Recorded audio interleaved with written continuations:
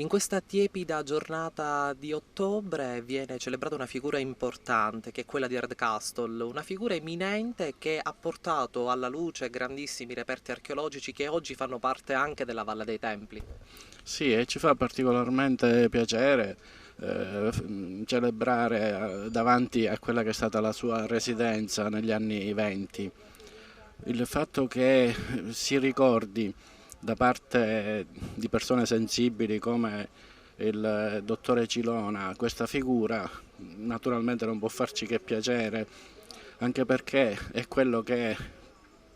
ha segnato un punto fondamentale nella ricerca archeologica della Valle dei Templi, avvalendosi di grandissimi archeologi come per esempio Pirro Marconi.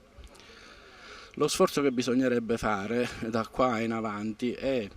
di centrare questa figura nel panorama del mecenatismo internazionale che ad Agrigento, come in altri posti del mondo, ha avuto grande sviluppo e che purtroppo non è abbastanza valorizzato. È un lavoro che bisognerà fare, quello di riconoscere, sia da un punto di vista storico che da un punto di vista culturale che da un punto di vista scientifico, l'apporto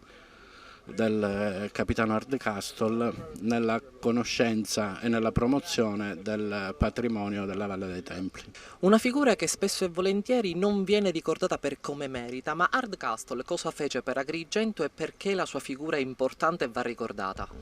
Va ricordata perché è stato un grande benemerito per la città di Agrigento,